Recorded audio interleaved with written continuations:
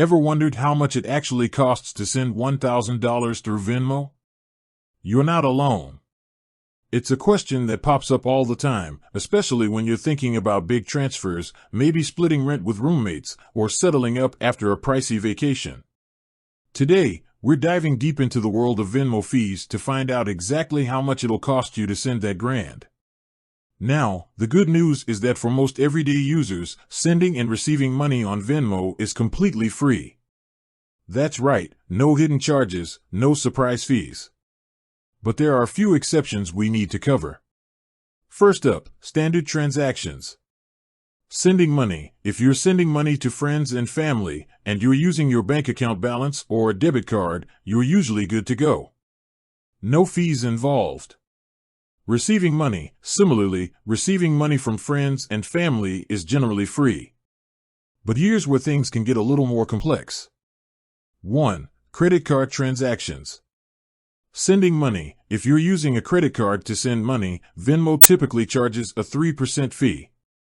This is a standard processing fee for credit card transactions.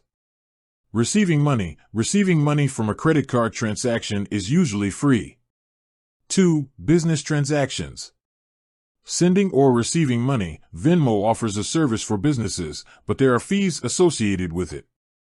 These fees can vary depending on the transaction volume and the specific business plan. 3. Instant transfers.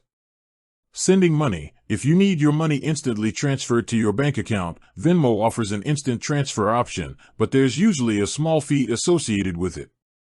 The exact fee can vary. Now, let's get back to our $1,000 question.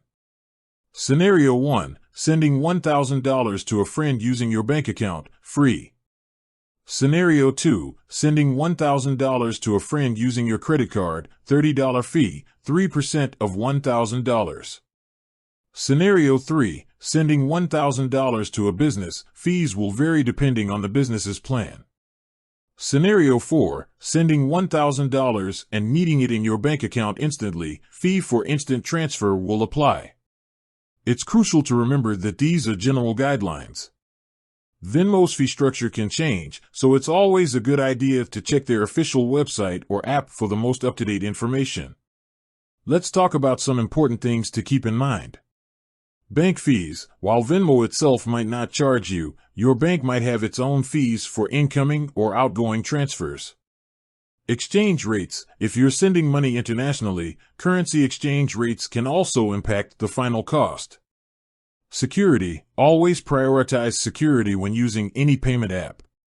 Venmo can be a fantastic tool for splitting bills, sending gifts, and making quick payments.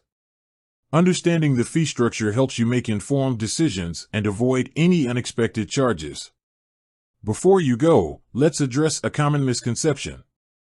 Venmo is only for personal use. While it's popular for personal transactions, Venmo also offers services for businesses. With that said, thanks for watching, and until next time.